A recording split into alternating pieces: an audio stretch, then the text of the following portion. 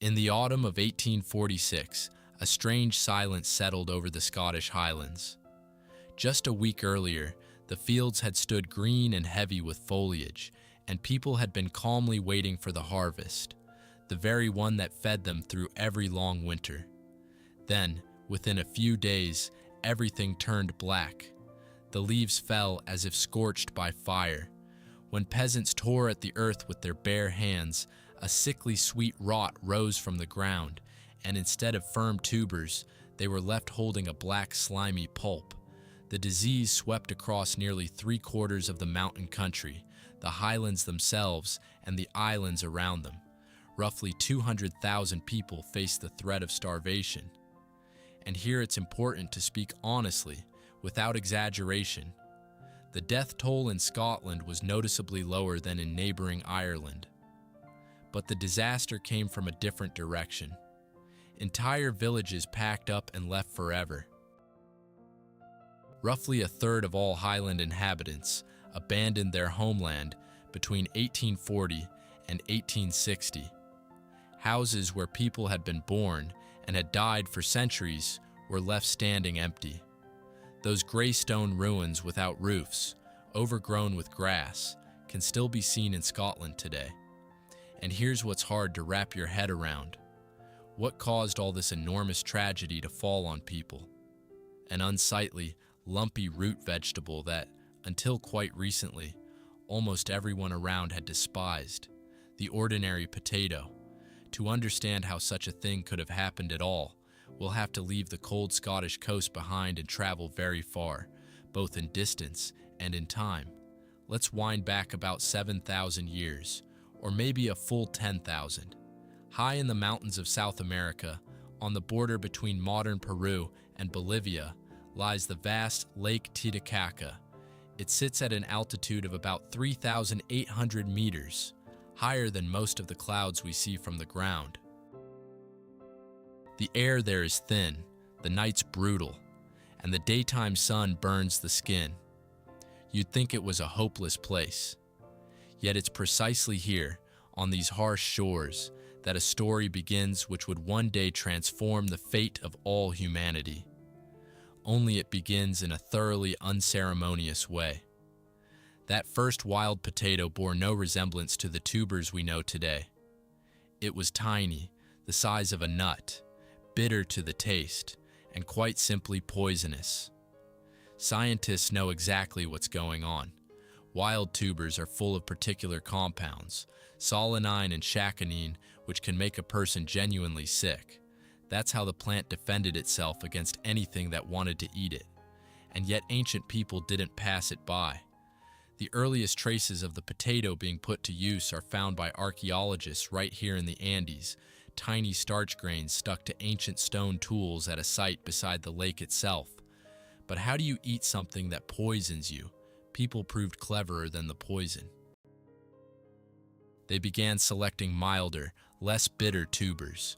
They learned to soak them and freeze them in the night cold to draw out the bitterness. And, this is the plain truth, confirmed by researchers, the most bitter wild tubers were simply dipped in liquid edible clay.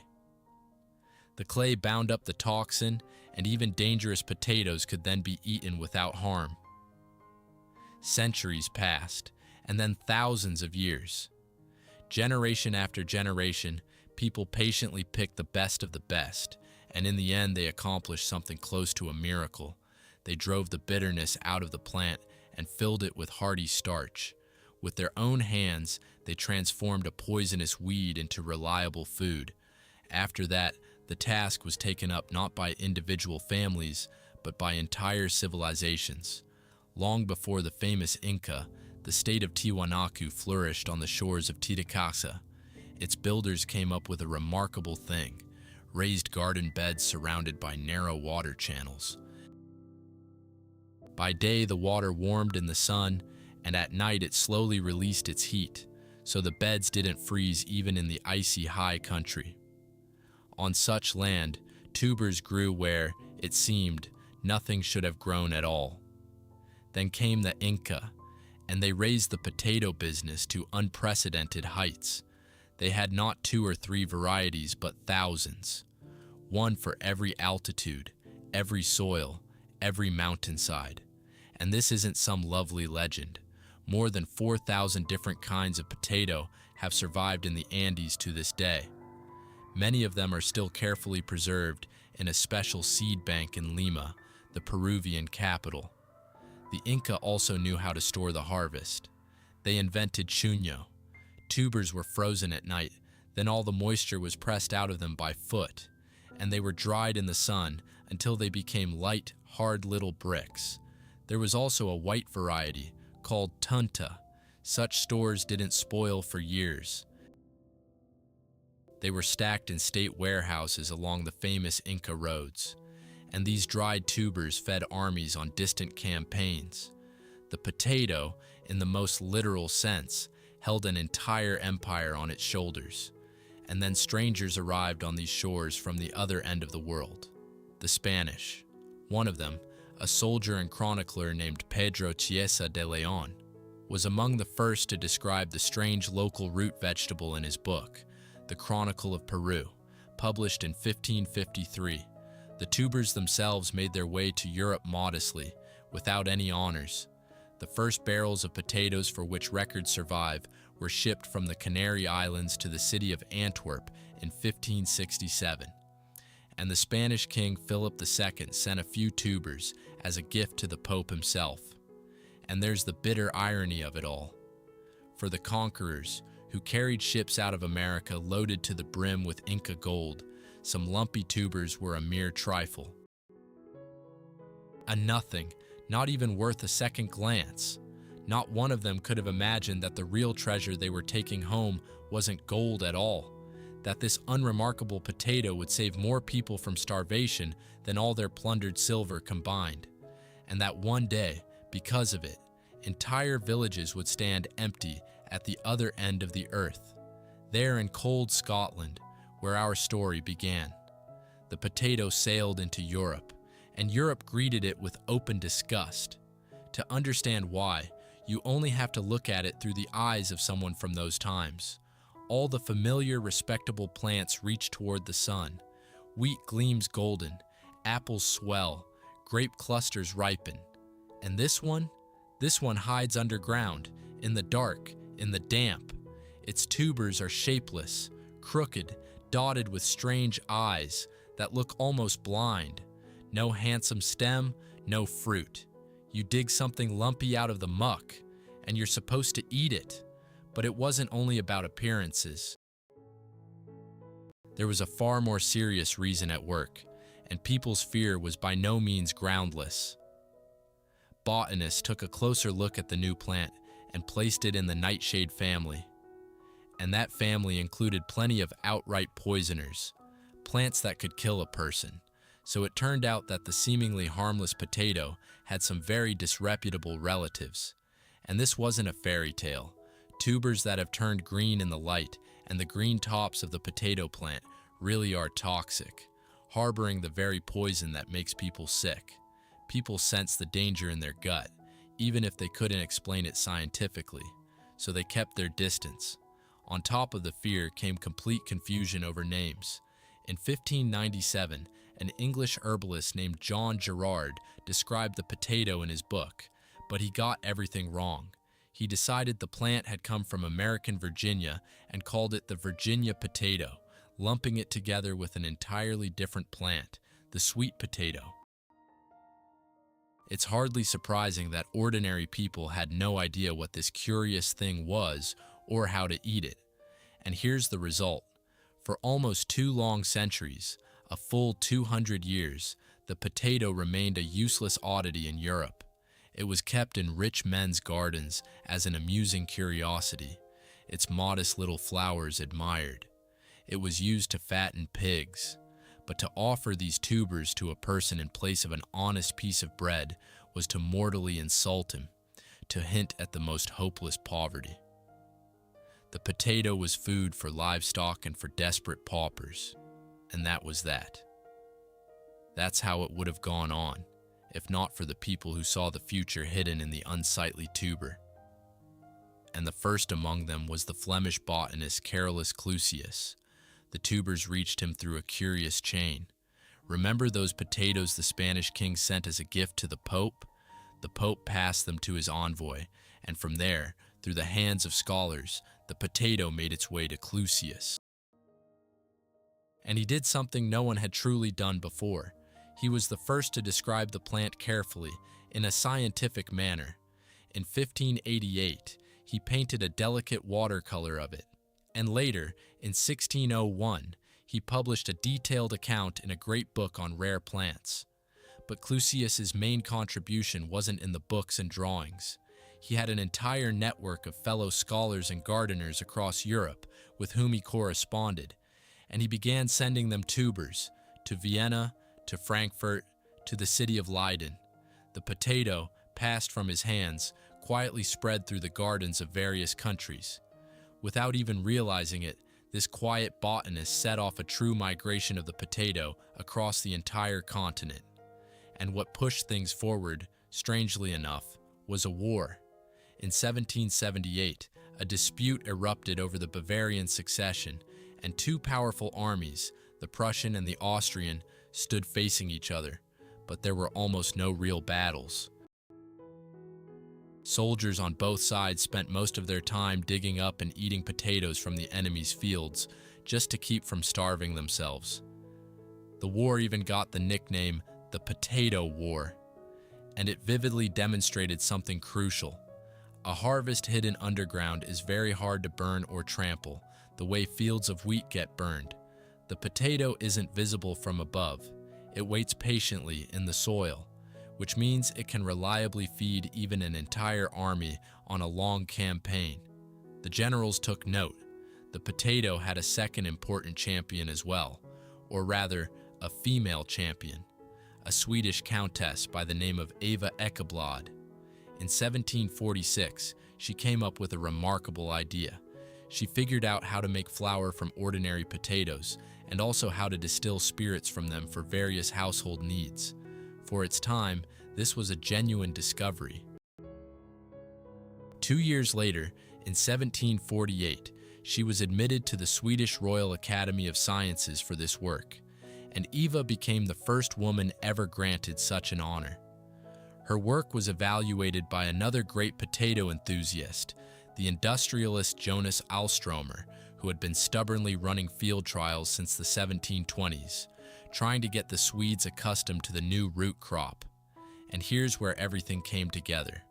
In those years, Sweden was repeatedly battered by grain failures, and the Countess's discovery meant that spirits could now be distilled not from precious grain, but from cheap potatoes.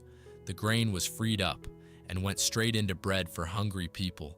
The potato suddenly turned out to be not a burden, but a salvation. Before the astonished eyes of contemporaries, a pitiful pig feed was transforming into a useful, necessary, respectable crop, one no one was ashamed to feed the family. By the end of the 18th century, stubborn Northern Europe finally surrendered and accepted the potato. The ice of mistrust had melted.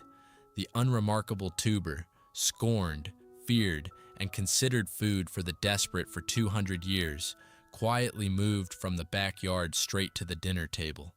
It had earned trust, slowly, through fear, confusion, and the stubbornness of a handful of brave individuals who believed in it before everyone else.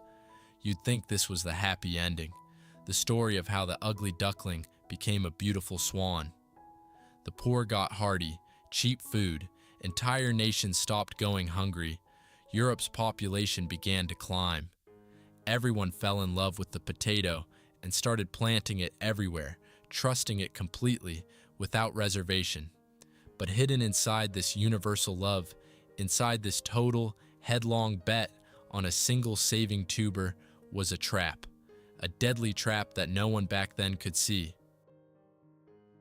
And it would snap shut in the very place where our story began, on the cold, wind-swept shores of Scotland. Let's go back to where it all started, to the Scottish Highlands.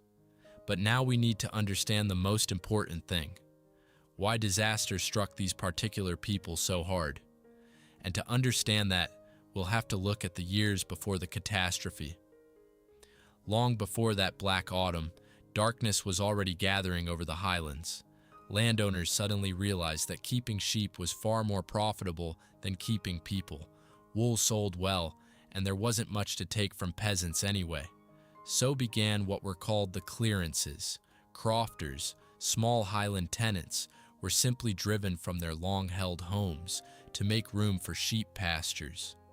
Whole families, whose ancestors had lived in these valleys for centuries, were pushed onto tiny patches of poor, rocky ground along the western coast and on the islands. There was almost nothing to live on there. For a while, people scraped by through a trade. They gathered and burned seaweed to extract a substance from the ash that was useful for industry. But then that income collapsed too, and the crofters were utterly impoverished.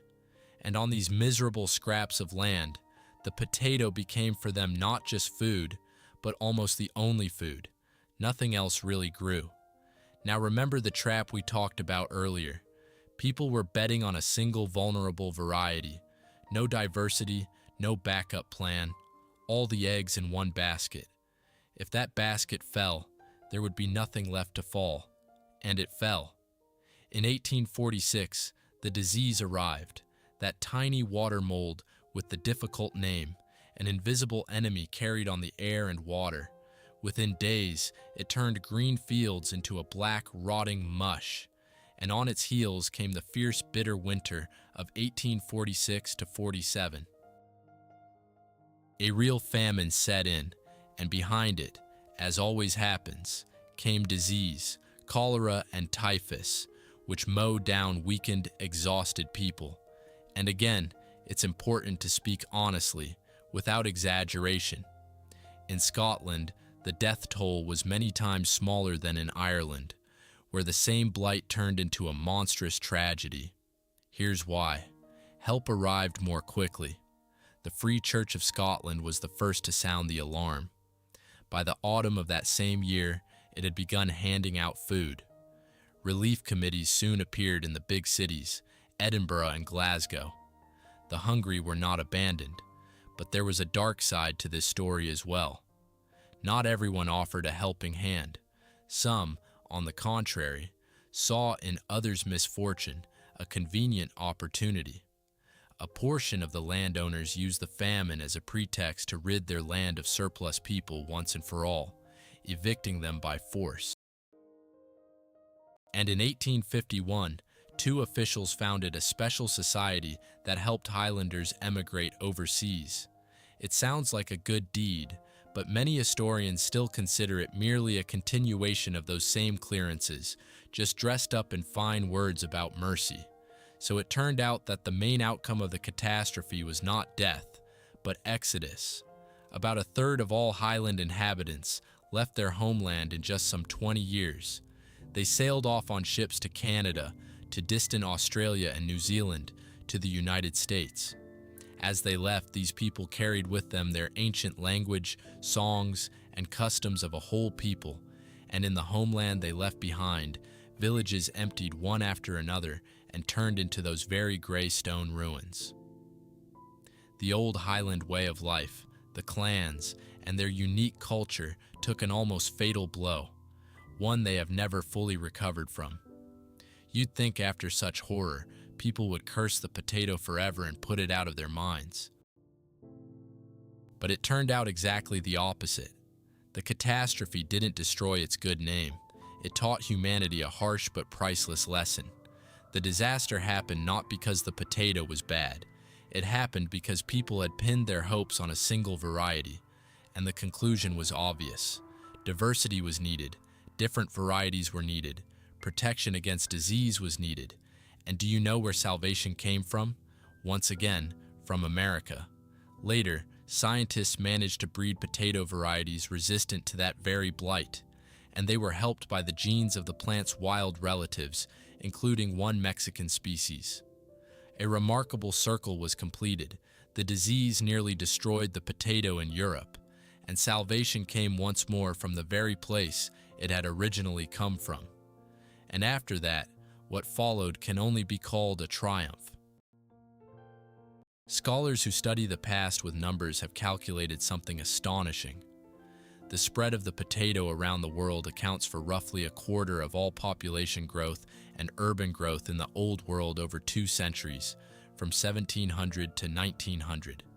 The potato, quite literally, fueled the explosive growth of humankind.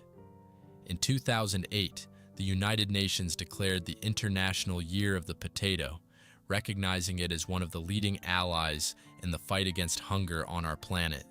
Look at it today. The potato is the 4th most important food crop in the entire world, surpassed only by corn, wheat, and rice. In 2011, scientists from around the world worked together to decode its full genetic code. In that same seed bank in Lima we already know about, more than 4,000 varieties are carefully preserved. And the potato has long worked beyond the kitchen too. Its starch goes into paper, fabrics, glue, and even special plastics that break down without harming nature. And now, for the breathtaking finale. In 2016 and 2017, scientists from that very center in Lima teamed up with specialists from the space agency to carry out an incredible experiment called Potatoes on Mars.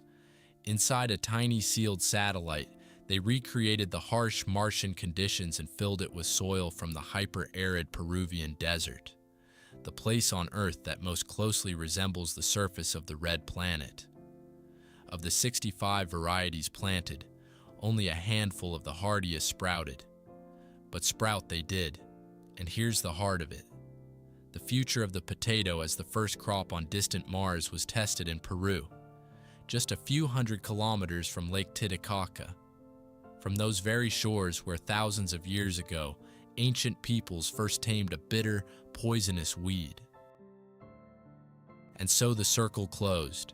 The journey from a tiny poisonous tuber in the high Andes, through the state of Tiwanaku and the Inca Empire, through Spanish indifference and Europe's long-standing fear, through the stubbornness of Clusius and Countess Echeblad, through the blackened fields of Scotland and the tears of her children scattered across the world, all the way to a food preparing to conquer other planets.